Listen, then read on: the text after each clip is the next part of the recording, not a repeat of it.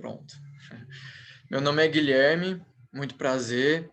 Eu sou farmacêutico e vou ser o professor de vocês nessa disciplina de Química 2, que é uma química mais voltada a laboratório.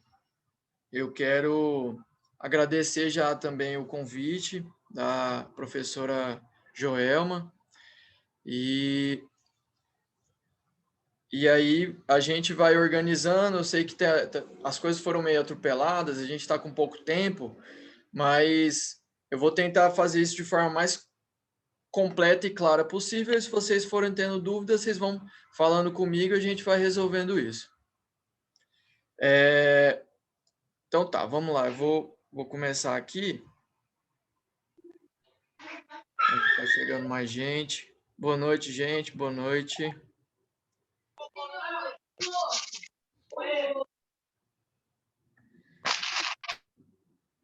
Bom, então vamos lá. Vou falar um pouco da química laboratorial, e aí nessa disciplina a gente vai abordar temas relacionados à segurança dentro do laboratório, os principais equipamentos, vidrarias que vocês vão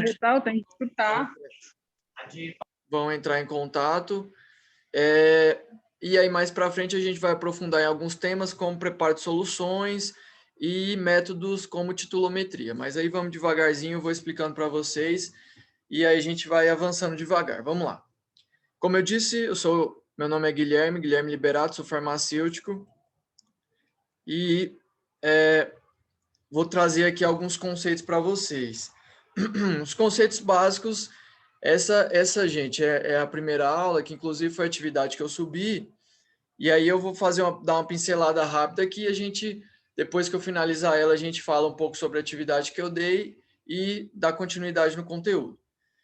Bom, então, em relação à segurança no laboratório, a gente precisa conhecer algumas normas, os equipamentos, tanto de proteção individual quanto de proteção coletiva, EPIs e EPCs, e comportamento. Trouxe aqui nesse slide vidrarias e equipamentos, mas a gente fala disso depois. Bom, normas de segurança em laboratório.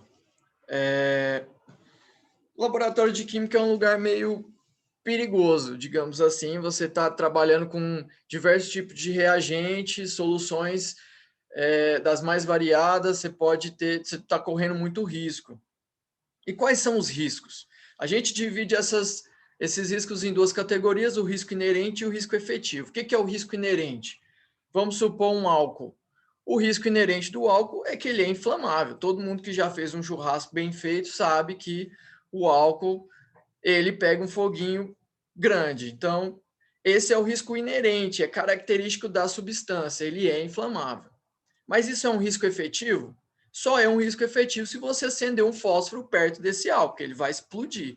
Então, o que a gente sempre orienta? Você tem o risco inerente, que é a característica da substância, você não pode deixar isso virar um dano através do risco efetivo. Então, se você tem um objeto inflamável, você não pode chegar com fogo perto dele, senão você vai ocasionar um dano, que é a consequência, a concretização do risco.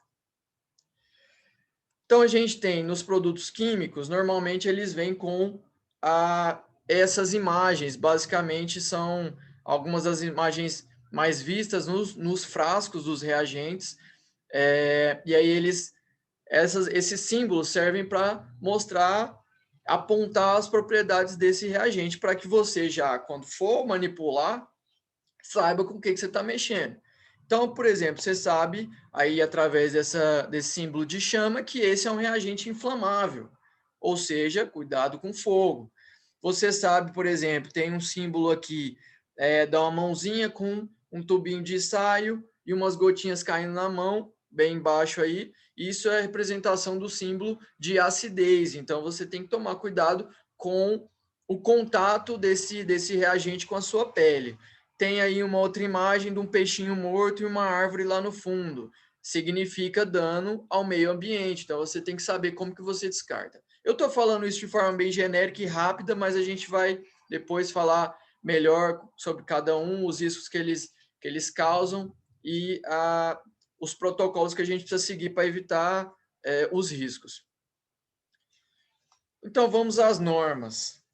A primeira e mais importante, digamos assim, é a utilização de EPIs. Eu acho que está todo mundo familiarizado com esse conceito, equipamento de proteção individual. Agora, no meio da pandemia, está ainda mais normalizado, todo mundo sabe o que é máscara, e esse máscara é um EPI bastante utilizado em diversas áreas, seja no laboratório de química, seja em outros tipos é, de áreas de trabalho, campo, enfim. Então, os principais EPIs no laboratório de química: jaleco. Esse jaleco ele precisa ser de um material resistente, ele vai cobrir, então, o seu corpo, a manga até a mão e parte da sua perna.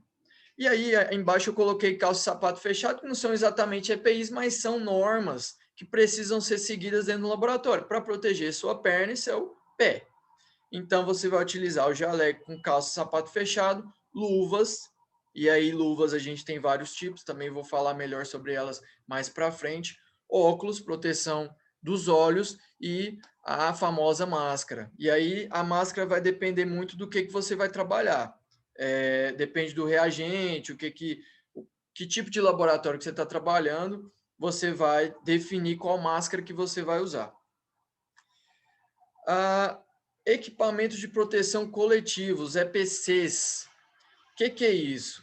Ele também, como o nome diz, né, obviamente, ele visa uma proteção coletiva. Eu trouxe aí a foto de extintores, que são equipamentos de proteção coletiva. Se pega fogo, todo mundo está correndo risco. Então, você tem esse tipo de ferramenta para evitar que o fogo se alastre, o extintor. Aí no meio eu trouxe uma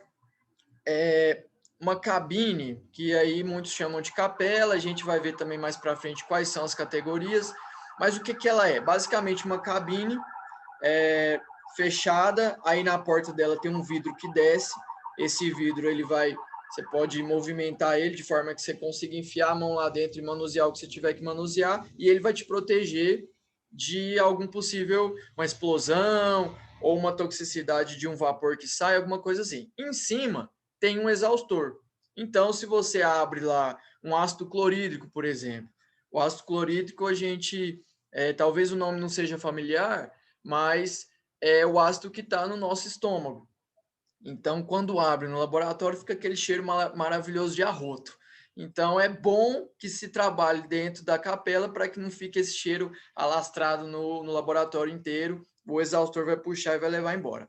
O chuveiro, junto com lava-óleos, o que é isso?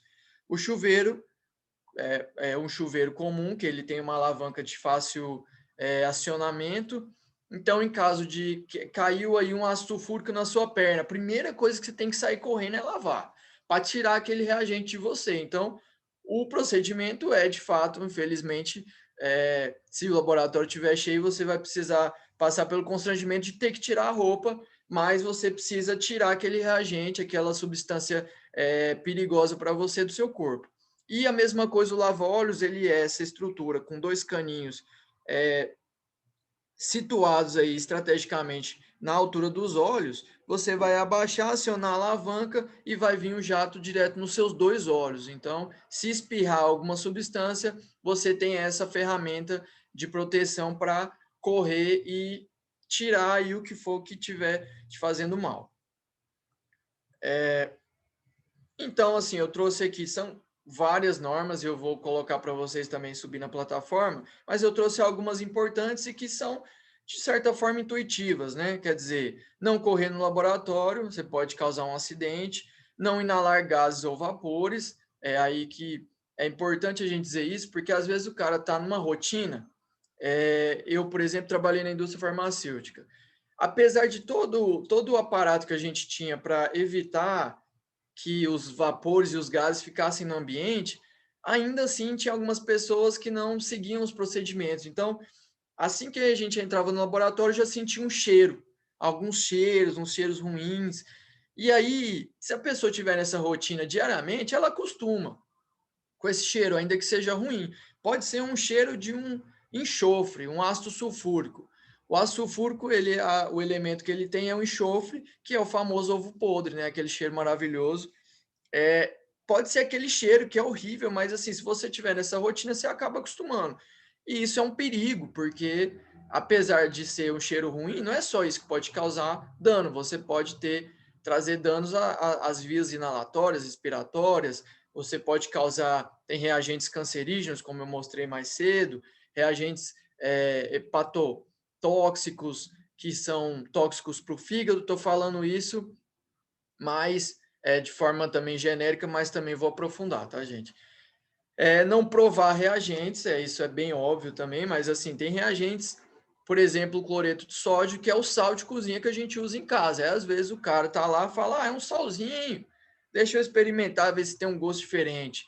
Isso, pelo amor de Deus, é uma coisa que não se deve fazer. Evitar contato com a pele, daí também o uso de EPIs, né, luva, máscara, utilizar a capela, que eu mostrei anteriormente, e cuidado ao aquecer substâncias. Alguns procedimentos vão precisar de ser, da sua solução ser aquecida, e aí você tem que tomar o cuidado para não ter um reagente inflamável perto, ou para fazer isso dentro de uma capela, caso aumente a pressão da sua solução, o negócio venha explodir, você está mais protegido. Aqui está falando de vidrarias, mas antes de vir para cá, eu vou pular aqui para outra aula, para a gente continuar falando sobre riscos. Então, vamos lá. Riscos à saúde. Como é que eu faço a apresentação? Aqui. Então, tá. Isso aqui é algumas das normas que a gente precisa seguir quando se fala em produtos químicos. E aí eu vou trazer essas informações, são muito importantes. Toda vez que vocês forem manusear um produto químico, uma coisa importante a se fazer é consultar a ficha de emergência. Você vai trabalhar com...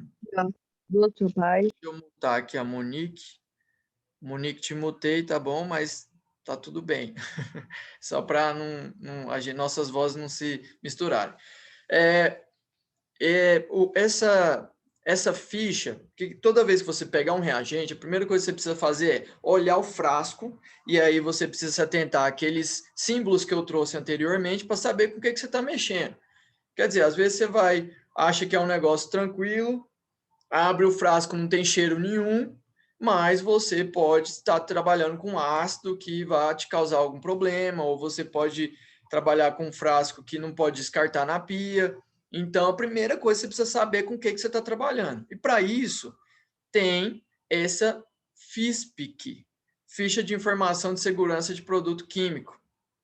O que ela vai trazer? É uma ficha nacional e ela está em acordo com essa de baixo aí, GHS, que é basicamente um sistema mundial de classificação para facilitar a comunicação entre países. Então, nessa ficha você tem algumas informações importantes, identificação, o que você está trabalhando, identificação da substância, é um ácido sulfúrico. O que é o ácido sulfúrico? Tem um enxofre lá, então é importante você saber isso. A composição, propriedades físico-químicas, o que são essas propriedades? Ela é volátil? O que é volátil? Tem um ponto de ebulição muito baixo. Deixa eu traduzir isso. Quer dizer que assim que você abre, esse vapor ele sobe para o ambiente muito rápido. Isso é ser uma substância volátil. Por exemplo, o álcool é uma dessas, que você abre um frasco de álcool 70, logo você sente o cheiro dele. Então, é uma substância volátil. É importante que você saiba essas propriedades para saber como você deve agir. Informações toxicológicas, e aí eu já trago aí para o item de baixo, telefones úteis. Quer dizer, se você, às vezes você não sente cheiro, mas o negócio está te fazendo mal. E aí você, de repente, dá uma tonteada e cai. Quer dizer, aí tá lá seu colega de laboratório, fica desesperado de te ver caído lá no chão, tem que saber qual telefone ele liga. Tudo isso tem nessas fichas. Então é importante que a gente tenha acesso, assim que vai começar a manusear algum tipo de substância, para, em caso de emergência, ter ali à mão como sair dessa, né? Como não piorar a situação. Então, eu vou falar um pouco do que pode causar essas substâncias no organismo humano. Então, a gente tem normalmente três vias de exposição, que é o quê? Pele, pulmões e trato digestivo. Pele é essa penetração dérmica, que aí é o contato com a pele, às vezes você está mexendo com alguma coisa, o negócio espirra, pega na pele, é uma exposição. O pulmão é através da inalação, você está cheirando aquele vapor, ele vai entrar no seu sistema. E ingestão, que aí é o que eu disse sobre, pelo amor de Deus, não experimentem nenhum reagente no laboratório, ainda que pareça gostosinho e atrativo. É, a pele, ela é uma barreira natural. Então, é mais difícil penetrar. Vai fazer o quê? Um machucado na pele, pode ser sério, mas não vai chegar na sua corrente sanguínea. É mais difícil chegar. Já o pulmão e o trato digestivo, você está tendo contato direto com a sua corrente sanguínea. Então, a reação vai ser sistêmica, vai ser no seu corpo inteiro. E aí, o problema mais sério. Quais são as mais comuns? Inalação, que é o vapor, como eu disse, a gente na rotina nem às vezes nem sente o cheiro, vai cheirando aquele trem, aquele vapor, acha que está tudo bem, mas na verdade está te causando um problema sério. E absorção dérmica, que é o espirrar, caiu na pele, na hora de transferir de um frasco para o outro, o negócio espirra e machuca a pele. Alguns dos efeitos adversos. Tem dois, a exposição, ela pode ser dividida em dois tipos, a crônica e a aguda. A crônica é essa exposição contínua. Como eu disse, eu trabalhava na indústria farmacêutica e era normal o cheiro de reagente químico no laboratório. Então, as pessoas que trabalhavam lá há 5, 10 anos estavam expostas a esse vapor há muitos anos. Isso, às vezes, não quer dizer que vai ter um efeito adverso imediato, mas aí o cara, depois de aposentar, vai comprar a chacrinha dele, vai ficar de boa com a família, e aí, pô, cheirou o vaporzão de um negócio tóxico 5, 10 anos da vida dele, arrumou um câncer, arrumou um problema no fígado, arrumou um problema no rim, e aí vai gastar o dinheiro tratando. Já a aguda é considerada exposição em menos de 24 horas, normalmente referida a uma dose única da substância. Então, você foi lá, naquele momento estava transferindo lá um ácido clorídrico de um frasco para o outro, pá, espirrou, caiu na pele, é uma exposição aguda. E aí, agora eu vou trazer um pouco alguns efeitos dentro do organismo, e aí a gente vai falar principalmente daquelas, eu falei de três tipos de exposição, né? A gente vai tirar a pele, vou falar agora da inalação e da ingestão. Por quê? Porque elas têm efeito sistêmico, vai atuar no seu organismo inteiro. Primeiro, respiratório, mais comum. Cheirou vaporzão, você pode ter aí, trouxe uns exemplos para vocês, de tecidos de pulmão danificados. Você tem um tecido normal, é desse jeito aí o primeiro. O segundo, com edema, é um acúmulo de fluido nas paredes do pulmão. A gente está até acostumado a ouvir isso, infelizmente, agora na pandemia. Edemas pulmonares por conta da Covid, da consequência da Covid no pulmão.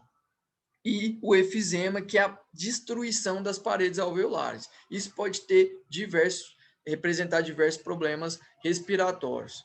Aí eu trouxe também uma tabelinha aí com algumas substâncias e os efeitos que elas causam.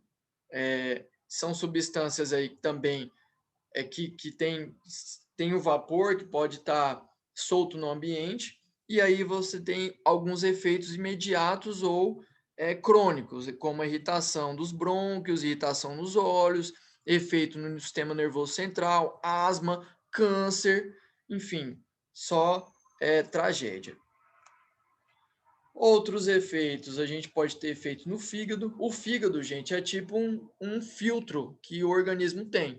Então, absolutamente tudo que você ingere ou inala, uma hora passa pelo fígado. E aí o fígado, ele trabalha para tirar as substâncias que te fazem mal do organismo. Só que se você estiver cheirando ou consumindo muita substância ruim, você acaba tendo problema no fígado. E aí eu trouxe as dois principais distúrbios, que são a esteatose, que é o acúmulo de gordura, e a necrose, que é a morte das células do fígado. E aí a esteatose, o exemplo mais clássico é o álcool, Daí o álcool que eu trago aqui é o álcool da cachaça, né? Que as pessoas vão tomando, e aí vão acabar causando a cirrose hepática, que é esse acúmulo de gordura no fígado, porque ele trabalhou demais para tentar resolver o problema do organismo. Efeitos no rins, nos rins, e aí também o rim é como se fosse um filtro do organismo, então ele também sofre muito com substâncias tóxicas, e aí a gente sabe dos grandes problemas de ter um rim problemático, que é problemas na dieta, que você precisa adequar a sua dieta até ter que fazer hemodiálise semanalmente. Efeitos no sistema nervoso central, e aí você tem de efeitos brandos, como náusea ou dor de cabeça, até efeitos graves, como câncer ou algumas doenças, por exemplo, o mal de Alzheimer, são exemplos mais drásticos e menos comuns, mas que podem acontecer. Efeitos no sistema imunológico, e aí eu trago aí três coisas que normalmente acontecem: imunossupressão, que é você diminuir o efeito do seu sistema imune, ou seja, você está baixando a proteção do seu organismo. Hipersensibilidade, que é a mesma coisa de alergia, você pode desenvolver alergias de coisas das mais diversas. E autoimunidade, que aí você traz doenças autoimunes, infelizmente muito comuns hoje em dia, que são muito terríveis e difíceis de tratar. Toxicidade reprodutiva, que aí você tem aborto espontâneo para mulheres grávidas, parto prematuro, daí recém-nascido de baixo peso, nascimento com deficiência, e aí de forma unissex, infertilidade para os dois sexos são algumas dos problemas que podem trazer. E as mais famosas e graves, que são as substâncias carcinogênicas, que são essas que causam câncer. Tem os dois tipos de tumores, benignos e malignos, acho que a gente está acostumado com esses termos. E aí, dessas substâncias, assim, a grande maioria dessas substâncias, quando tem uma exposição a longo prazo, você corre um risco muito grande de desenvolver câncer nos mais variados lugares, desde o pulmão até fígado, ou traqueia, ou estômago, enfim, por conta da toxicidade. Conforme você é exposto à toxicidade, o organismo precisa reagir àquela toxicidade, então ele acaba tendo uma multiplicação de célula e pode virar um câncer. Estou trazendo muito para a área biológica, então vou maneirar um pouco. E aí, gente, uma coisa importante, que é uma segunda etapa. Você já sabe, você está lá no laboratório, já sabe o que você está trabalhando, já olhou lá na lista, já sabe quais são os problemas que elas causam, beleza, está usando o EPI, está tudo certinho, fez a sua solução, fez o seu experimento, deu tudo certo, e agora? Por mais que você tenha lá uma substância que não seja muito problemática, ela pode causar um efeito no meio ambiente muito grave. E esse efeito no meio ambiente, como está tudo interligado, vai acabar voltando para a gente em algum momento, das mais diversas formas. Eu trouxe esse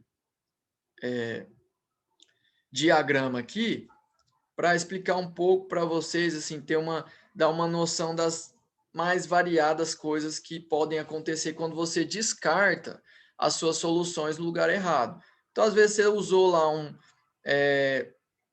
mais uma vez trazendo aí, deu um ácido clorídrico, um ácido sulfúrico, você fez a sua solução, fez uma mistura, e aí você tem uma substância superácida, você pega, termina seu experimento e joga aquele trem tudo na pia. Aí vai para o esgoto, só que a estação de tratamento da cidade não está preparada para essa substância, não vai tratar, então vai ter esse tipo de coisa. E aí vai voltar para o organismo, podendo contaminar ambientes aquáticos, ambientes terrestres, tendo um impacto global, causando aí, por exemplo, a chuva ácida e causando um impacto direto na camada de ozônio estratosférico, que são termos que a gente está acostumado a ouvir porque a gente está numa crise ambiental há muito tempo. Então, é importante que a gente tenha noção da gravidade de descartar as coisas de forma errada, porque porque você vai causar um dano no meio ambiente e esse dano vai acabar voltando para você. Por exemplo, aí eu vou trazer um exemplo rápido que quando você trata de ambientes aquáticos, você depois vai consumir um peixe e esse peixe vai estar contaminado e você vai ingerir essa contaminação. É um exemplo clássico, mas aí você tem disso até o efeito na camada de ozônio, aumentando o aquecimento global, enfim, tendo diversas consequências. Bom, então como que a gente precisa fazer o descarte? Cada laboratório, normalmente, ele traz POPs. O que é o POP? Procedimento operacional padrão. Aí tem os mais variados POPs, desde como você tem que usar cada equipamento até o descarte. E aí o descarte, normalmente é padrão. Aí alguns laboratórios mudam uma coisinha ou outra, mas aí eu vou trazer aqui para vocês um genérico, que é como descartar o resíduo líquido. Ele deve ser acondicionado em uma bombona que permita a vedação, ou seja, tem uma tampinha, e aí você tem bombonas de diferentes tamanhos, você precisa sempre estar atento à quantidade máxima, não pode encher ela até a tampa, senão você pode causar um acidente. É importante identificar bem essas bombonas, e aí por que você precisa identificar? Você deixa a bombona lá no laboratório, e aí você vai jogando os trem lá dentro. E aí, na hora que o cara for pegar para dar a destinação final, ele não sabe o que tem lá dentro. Se causa um acidente, você acaba sendo responsável pelo acidente que foi causado lá na frente. Então, é importante identificar. E a identificação, eu já trago o próximo item, que é separar as bombonas por tipo de resíduo. Deixa uma bombona só para o ácido, deixa uma bombona só para os básicos, para o oxidante, para o tóxico. Por quê? Às vezes você está lá, a bombona está lá no seu laboratório, você jogou um ácido forte. De repente, você faz lá uma solução com hidróxido de sódio, a famosa soda cáustica, super básica, super agressiva, e joga lá dentro com aquele ácido forte. O que acontece? Reação química e o negócio pode virar um problemaço. Então é importante você saber identificar as bombonas para saber o que você pode jogar lá dentro também. Então, feito isso, encheu a bombona até o ponto certo, fecha, liga para o cara. Normalmente os laboratórios têm um contrato, tem empresas de gestão de resíduo, elas têm os caminhões próprios, têm os protocolos que seguem as normas, o caminhãozinho vai lá, pega a bombona e leva embora. Pronto, resolvido seu problema. Outro tipo de substância, eu falei dos líquidos, vou trazer os sólidos. E aí, sólidos, você tem desde luva, que é um EPI, aí você imagina que você trabalhou no laboratório, o seu turno inteiro no laboratório, e aí você mexeu com ácido, com base, não sei o quê, você não sentiu nada porque você estava usando EPI, ainda bem. Só que fica resíduo na luva. E aí, se você jogar isso no lixo, tem consequências também. Então, você precisa colocar isso, fazer o descarte correto para proteger não só você e o cara que vai buscar esse resíduo, como o meio ambiente também. E aí, você tem desses resíduos sólidos, desde luva até essa ponteirinha de plástico, é uma ponteirinha que vai num equipamento, uma pipetinha automática, que eu vou falar depois também. E aí resíduos sólidos também, de pó, de medicamento, ou algum reagente que tenha sobrado, esse tipo de coisa. Então você precisa acondicionar isso em caixas de papelão ou saco plástico resistente, identificar também e colocar, deixar para ser coletado logo que a empresa vier. Bom, então, falando tudo isso, a gente chega à conclusão de que o gerenciamento ambientalmente adequado de substâncias, também chamado de ciclo de vida, inclui esse gerenciamento desde a fabricação até a disposição e da disposição até o descarte. Então é importante que você tenha tudo isso em mente para seguir as normas corretamente, as chamadas boas práticas. Normalmente é mais barato, mais fácil, menos perigoso você prevenir. Isso vale para tudo, né? Afinal de contas, normalmente é mais barato e mais fácil prevenir do que depois ter que remediar. Sobretudo falando de meio ambiente. é isso aqui dessa apresentação. E agora eu vou voltar para as vidrarias e equipamentos.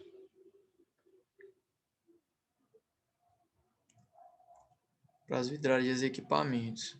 Gente, eu estou falando assim, de forma geral, para que vocês tenham conhecimento de cada coisa, as normas, esse tipo de coisa. E aí a gente vai trabalhando, assim, as dúvidas que forem surgindo, vocês vão falando, a gente resolve do jeito que der. Tá meio corrido, e aí a gente precisa abordar uma série de outros assuntos, e alguns assuntos são mais complexos, precisa de um tempo maior, então eu estou passando de forma mais rápida, mas eu estou à disposição o tempo todo, se vocês tiverem de dúvida, só falar comigo. Então vamos lá, vidrarias.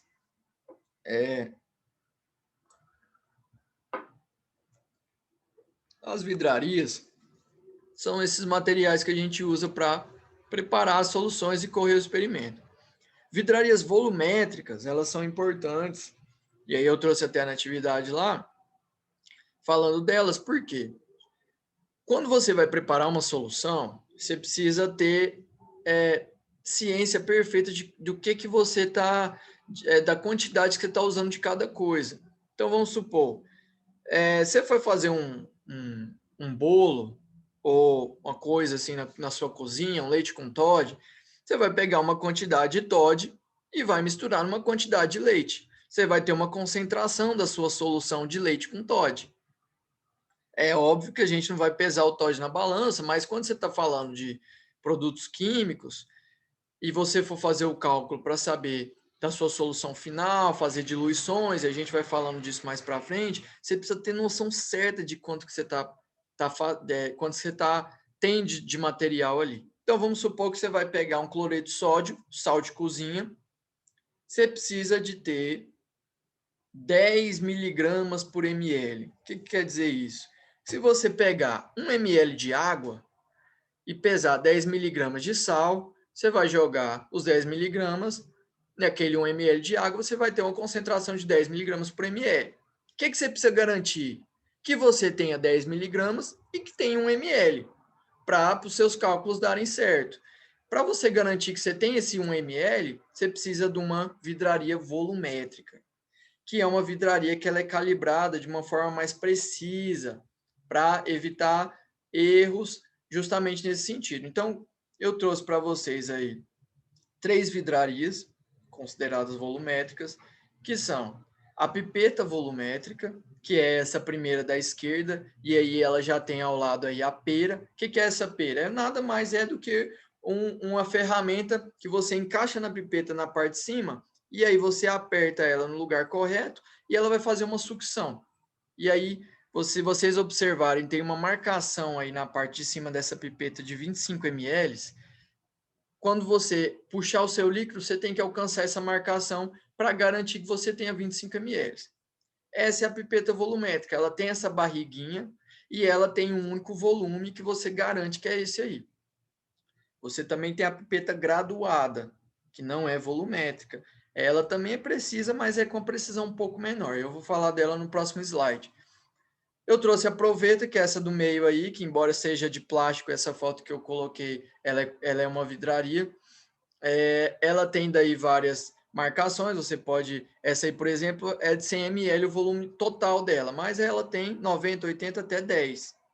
Então, você consegue medir essas quantidades e ela é considerada uma vidraria de precisão, uma vidraria volumétrica. Então, você colocou 100 ml aí, você garante que tem 100 ml. Balão volumétrico, aí você tem balões, eu trouxe aí vários tamanhos, balão de 100, de 50, de 25, ou de 200 ml, ou de 500 ml, ou de 1 litro, os mais variados. E aí você também garante que tem esse volume exato lá dentro. Já as vidrarias, outras vidrarias que não são volumétricas, e aí eu trago para vocês aí a pipeta graduada, que é esse primeiro desenho, no meio aí, tem vários tamanhos, mas elas têm várias graduações, daí o nome, que também é considerado de precisão, mas não tão precisa quanto a volumétrica. Ela não tem aquela barriguinha, ela é reta, e você consegue medir vários volumes numa mesma pipeta. Eu trouxe aí o Becker, que é das vidrarias mais comuns no laboratório. Ele é um um copo tem vários tamanhos, embora tenha essas graduações aí, os volumes na lateral, ela não é um volume que você pode confiar. Ela é mais usada para você, assim, vai preparar uma solução, joga o seu sal lá dentro, vem com o seu solvente aqui, joga dentro do becker, pega um bastão e mistura. Então, é mais um recipiente para você preparar a solução do que para medição. Aí você tem balão de fundo chato, balão de fundo redondo. A diferença entre os dois é, como o nome diz, só o fundo. E aí tem também vários volumes de cada um, o Becker que eu já falei. E a bureta e o Erlenmeyer. O que é a bureta e o Erlenmeyer? Esse desenho do canto aí superior. A bureta, ela é essa vidraria comprida que parece uma pipeta, mas com a diferença que ela tem uma torneirinha na ponta. Para que isso? Embaixo você tem o Erlenmeyer, aí você tem essa estrutura aí que é tipo uma mão que vai segurar, e você coloca o Erlenmeyer ali com uma solução. Isso aí, esse desenho que vocês estão vendo, é um método de titulação, que a gente vai falar mais para o final do curso. Eu vou explicar para vocês como é que faz, vou explicar os cálculos, mas aí vocês já sabem que são essas duas vidrarias que a gente vai usar, a bureta e o Erlenmeyer. Então você vai abrindo a torneirinha ali com cuidado, vai caindo a sua solução que tiver na bureta no Erlenmeyer, e aí quando acontece a titulação, você tem noção ali do volume que foi gasto. Também é uma vidraria considerada de precisão. E aí também eu trouxe o condensador, que é esse do cantinho aí. Ela é uma vidraria mais complexa um pouco, que ela basicamente ela tem uma serpentina no interior dela, e de fora dessa serpentina, dentro do cano, ela passa água gelada. Então você conecta uma mangueirinha em cima e uma mangueirinha embaixo, aqui. E aí fica passando água gelada nessa serpentina. Embaixo você conecta um desses dois balões, ou balão de fundo chato ou redondo, e enfia esse negócio no banho-maria, o famoso banho-maria. Quando você aquece, vamos supor que você tem uma mistura, um álcool 70. 70% de álcool, 30% de água. Você quer separar os dois. Você coloca seu álcool 70 num balão desse, enfia no condensador, aquece. Quando você aquecer, o álcool vai evaporar mais rápido, porque ele é mais volátil, como eu disse antes. Quando ele evaporar, ele só vai evaporar sozinho, a água vai ficar lá embaixo. E aí vai estar passando água gelada nessa serpentina. Quando o vapor quente entra em contato com a água, acontece o quê? Ele sai do estado de vapor e volta a ser líquido. E aí ele vai cair num outro recipiente, e aí você vai cair ele só o álcool puro. Então você conseguiu separar a sua água do seu álcool. Pode parecer confuso, talvez esteja sendo confuso para vocês, pela forma como eu estou falando, muita informação, mas aí a gente vai tirando as dúvidas e resolvendo o problema. Outras vidrarias, como uns tubos de ensaio, o famoso tubo de ensaio dos filmes de cientista, o vidro de relógio, que é esse do meio aí, esse desenho do meio na tela, que ele é de fato um vidro de relógio, aí tem diferentes tamanhos, mas normalmente ele é dessa circunferência aqui, é muito usado para pesar substâncias, enfim. Embaixo o grau e pistilo, também conhecido como almofariz, famoso, parece um amassador de alho, né? E ele é usado normalmente para isso mesmo, homogeneizar pó. Às vezes você mistura vários pó, aí um pó é mais um grânulo maior, outro pó é mais fininho, aí você joga lá dentro, faz a movimentação certinha e tem um pó uniforme e uma mistura dos dois. E o funil de separação, que é esse do canto, esse é interessante, por exemplo, ele é usado, vamos supor, se você tiver um suco de maracujá, por exemplo, você põe ele no copo e deixa ele em cima da pia. Daqui a pouco, separa as fases. Fica aquela espuminha em cima e o líquido mais claro embaixo. Se em vez do copo eu coloco um funil desse, o que ele tem? Embaixo tem uma torneirinha, igual a bureta. Então, se eu quiser separar as duas fases, eu abro a torneirinha, deixo sair ali, aí põe um becker embaixo, alguma coisa, deixo sair a parte que eu quero, às vezes só aquela parte mais clara, e fecho para ficar aquela parte mais grossa em cima. Pronto, separei as fases, daí o funil de separação. Esse aqui é um kit filtragem. O que é o kit filtragem? você tem esse equipamento do cantinho aí, que é o Kitasato. Ele é essa vidraria que tem um caninho do lado. E aí eu trouxe esse esquema, que é, para que serve esse caninho? Você vai pegar o seu Kitasato, em cima dele, nessa boca de cima, você vai encaixar um funil desse aí, que está no meio. Dentro desse funil, você vai pegar um filtro, que é igual filtro de café, mas aí no laboratório você vai ter um filtro mais preciso, com um poro menor. E você vai colocar esse filtro dentro do funil, dobrar ele certinho e colocar dentro do funil, encaixar ele na boca do Kitasato. Nessa boquinha, nesse caninho do lado, você vem com um caninho de borracha da bomba, que é esse esquema que eu trouxe. O que vai acontecer? É uma bomba de sucção. Ela vai criar um vácuo dentro do Kitasato. Então, quando você colocar a mangueirinha e ligar a bomba, você vem aí com a sua solução, igual está aí no desenho, e joga no seu funil com o filtro. E aí o vácuo que está sendo criado pela bomba vai fazer o quê? Essa sua substância descer mais rápido. Às vezes é uma questão de tempo mesmo. Às vezes você está com pressa, precisa fazer isso rápido. Às vezes você vai deixar lá sua solução no funil normal para filtrar e vai demorar aí 3 horas para filtrar a sua solução. Você não tem esse tempo. Então você enfia lá a bomba de vácuo, faz a sucção forte e aí toda a sua solução vai passar de forma mais rápida, vai ter uma filtragem rápida. É para isso que ele serve. Uma pincelada geral de vidrarias. Tem outras vidrarias, eu também vou subir alguns documentos com as vidrarias totais, mas essas são as principais, as mais utilizadas na rotina laboratorial. Agora, alguns equipamentos. O equipamento mais usado de longe é a balança. Porque você precisa ter uma balança precisa para garantir aquilo que eu falei antes. Você quer uma solução com uma concentração de 10 miligramas por ml. Você precisa saber que você está pesando 10 miligramas. Para isso, você precisa ter uma balança boa. Aí tem um desenho de duas balanças. Uma balança analítica, que é essa balança com um monte de zero. O que significa isso? Ela é muito precisa. Por isso que ela tem essa cabaninha em cima, porque até o vento faz ela variar. Então, se você quiser pesar aí 500 gramas, você não vai pesar numa dessa. Se você quiser pesar 1 miligrama, aí você tem que pesar numa dessa, que é uma balança de bastante precisão. A do lado, ela só tem 2 zeros depois da vírgula. Isso significa que ela é menos precisa. Então, se você quiser pesar uma quantidade maior, você vai usar uma balança dessa. Aí varia da sua rotina laboratorial. O destilador e deionizador de água são dois equipamentos para fazer a limpeza de água. Eles são uma espécie de filtro. Então, a sua água aí tem um desenho no meio aí. Vocês estão vendo que lá pregado na parede tem 3 recipientes.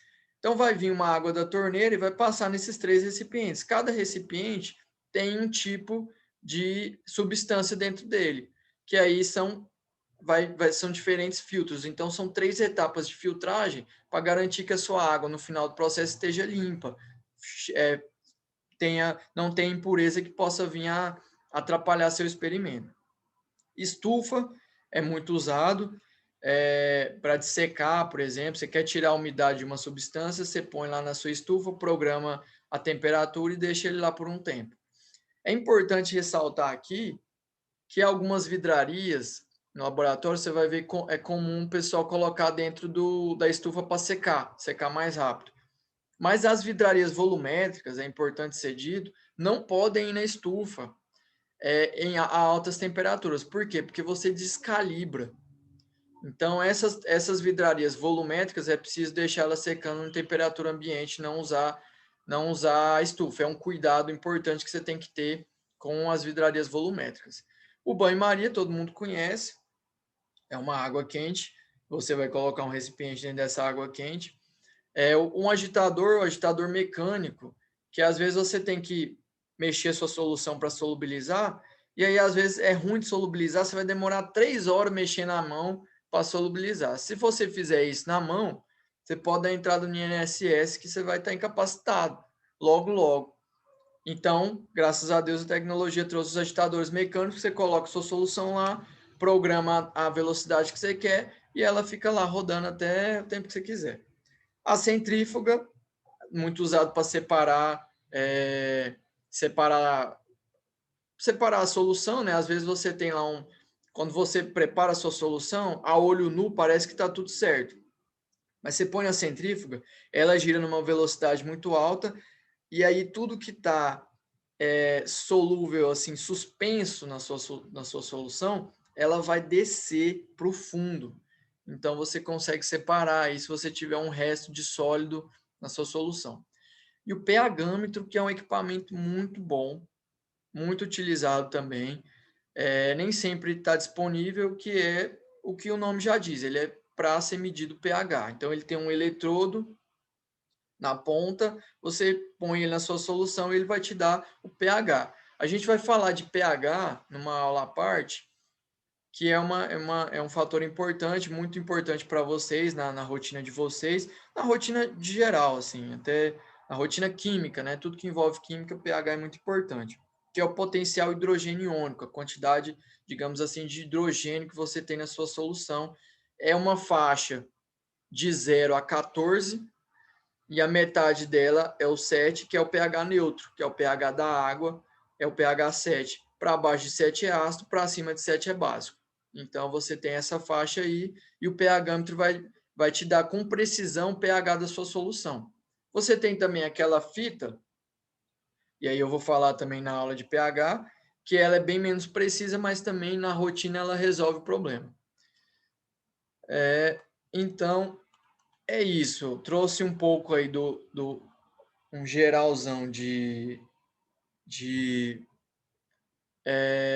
vidrarias e equipamentos, trouxe um geral de normas de laboratório de segurança, os efeitos que eles podem causar. A gente vai falar um pouco mais ainda sobre isso na próxima aula e depois a gente já vai partir para o preparo de soluções e trazer algumas questões mais químicas envolvidas nos processos. Mas, de modo geral, é isso. Isso que eu queria mostrar para vocês. Se vocês tiverem alguma dúvida, quiserem falar agora, é só abrir o microfone e falar que a gente resolve. Se não, quiser tirar a dúvida depois, pode falar comigo no WhatsApp ou qualquer coisa que seja. E aí eu vou subir a atividade. Ah, antes de terminar, deixa eu falar sobre a atividade de ontem. Eu coloquei a atividade de ontem mas para ter uma noção de como é que vocês estavam, o que vocês já tinham de conhecimento. E eu quero falar dela agora. Deixa eu colocar ela aqui. Só para ir passando com vocês de novo, de uma forma de revisão. Então vamos lá. Número 1, em sua opinião, quais são as normas de segurança mais importantes?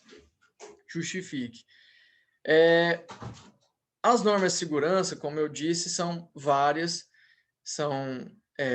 a maioria delas é muito importante, mas aqui, o que eu sempre ressalto, que é importante demais a gente ter, é a utilização de EPI e EPC. Por que isso? Você vai trabalhar com os mais diversos tipos de reagentes e substâncias, é preciso que a primeira coisa que você tenha cautela e cuidado é com você mesmo, afinal de contas. Então, os EPIs, equipamentos de proteção individual, e saber a estrutura do laboratório, saber onde está o chuveiro, saber onde está a saída de emergência, saber onde está o extintor, que faz tudo parte aí das proteções coletivas, você precisa ter uma ciência. Então, essas duas normas, a utilização de EPIs e EPCs são muito importantes. Outra norma bastante importante é aquele acesso às listas que eu trouxe para vocês, que trazem as informações das substâncias que vocês vão trabalhar. Isso é de extrema importância para que você não corra nenhum tipo de risco muito grande. Então tá aí, trouxe algumas dessas normas de segurança importantes. 2, quando devemos usar a capela. A capela de exaustão, ela, como eu disse, tem aquele exaustor em cima para evitar, então, duas coisas principais. A exaustão vai evitar que os vapores, quando forem tóxicos, se espalhem pelo ambiente, contaminem você e os seus colegas de laboratório. E a segunda coisa é que a capela ela tem aquele vidro. Então, quando você for manusear alguma substância perigosa que pode explodir, por exemplo, aquele vidro vai te proteger. Então, são essas duas coisas, trabalhando com substâncias voláteis, com vapores tóxicos, e quando você trabalhar com substâncias perigosas que podem explodir ou qualquer coisa do tipo, então você tem uma proteção a mais. Bom, cuidados que um profissional deve ter para evitar acidentes no manuseio de uma solução ácida, incluindo os EPIs e EPCs. Então, aí, os EPIs e os EPCs que a gente traz são basicamente todos. Quando você está manuseando uma solução ácida, você precisa ter muito cuidado. Então, jaleco, luva, máscara e óculos, calça, sapato fechado. Tudo isso. No caso das mulheres ou dos homens que têm cabelo grande, cabelo preso, se possível, sem adereço. Tudo isso está dentro de um balaio de proteção para você e para os seus colegas. O que é o cuidado que você deve ter? Isso é uma coisa que também eu vou falar agora, mas que vou reforçar na próxima aula, nas próximas aulas, quando a gente for falar melhor das substâncias. Uma coisa importante sobre solução ácida. A solução ácida, ela, quando é um ácido forte, ela pode espirrar, porque as reações que acontecem são muito fortes. Assim, quando você tem uma reação que libera calor, a reação exotérmica, ela pode espirrar. Então, uma regra importante que eu vou falar de novo, mas já vou adiantar para vocês aqui. Sempre que você for misturar um ácido, você precisa colocar o ácido na água e não a água no ácido. Por que isso? Porque se você jogar o ácido na água, pode ser que ele espirre. Desculpa, até eu estou confuso. Se você jogar a água no ácido, pode ser que ele espirre. Então você precisa sempre colocar lá, jogou sua água no seu becker lá ou no recipiente que você tiver, depois você vem com ácido, nunca o contrário, senão você pode causar um acidente. Uma coisa importante a ser dita aí. Qual vidraria de medida de volume tem maior precisão? E cite 3 vidrarias para medidas precisas de volume. Eu trouxe lá as 3 vidrarias volumétricas, que são balão volumétrico, bureta, proveta e pipeta volumétrica. Vocês podem citar esses 3 que são as mais precisas de todos. Qual vidraria de volume tem maior precisão? A gente pode eleger aqui o balão volumétrico, que normalmente é a vidraria de maior precisão. Mas essa também é uma pergunta capciosa, porque depende muito de como foi realizada essa calibração da sua vidraria. Pode ser que no seu laboratório a sua pipeta volumétrica seja mais precisa, mas enfim, de modo geral é isso. Defina menisco. Acho que essa é uma coisa que muita gente tem dúvida. O que é um menisco? Aí eu trouxe aqui para vocês aqui um desenho do Google mesmo. O que é um menisco? Quando você joga uma água dentro de um copo, você vai beber água, jogou água dentro do copo. Na superfície da água, parece que ela está retinha, mas na verdade não. Ela tem uma curva normalmente côncava. Quando você põe num balão, por exemplo, que tem esse pescocinho mais fino, a linha dele de calibração lá, ela é em cima no pescocinho, justamente para quê? Quando você jogar o líquido, você conseguir enxergar essa curva. E aí tem esse desenho aí, é o menisco. É isso que a gente chama de menisco, é essa curva que ela pode ser côncava ou convexa. A grande maioria é côncava. Você jogou a água lá dentro, ela forma essa curvinha. Aí tá vendo que tem aí um pontilhado. Normalmente na sua proveta, na sua pipeta, no seu balão volumétrico, você vai ter lá o nível. Então, por exemplo, aqui no próprio Google dá para ver aqui uma provetinha. Então, vamos supor que você quer aí 17 ml. Onde que você vai subir seu líquido até onde? Isso aí que vocês estão vendo é um menisco, essa superfície do líquido aí, que está em mais ou menos 18 aí, tá? 17, tem um tracinho que não tem número, que é o 18 ml, em cima tá 19. Então tá vendo aí que ele tá bem acima do tracinho. Aí eu volto para cá, é assim que vocês devem medir uma solução. O menisco, ele sempre tem que estar acima da linha da sua vidraria, para garantir que aquele é o volume. Então, a sua curva ali, côncava, você tem que subir seu volume, você vai adicionando o líquido até que você alcance ali a parte, a linha pontilhada com o côncavo nessa forma. Então é isso que é menisco. A definição de menisco é essa, é uma curva, a curva na superfície do seu líquido. Vamos voltar para lá. Qualquer outra pergunta? Diferencia uma pipeta graduada de uma volumétrica. São duas perguntas diferentes, eu nem sei porque que eu pus no mesmo item, perdão por isso, mas enfim. A pipeta graduada, ela é uma pipeta de menor precisão, é uma pipeta que tem várias graduações, ou seja, vários volumes, como aqui, vou colocar o Google aqui, peraí. Pipeta graduada.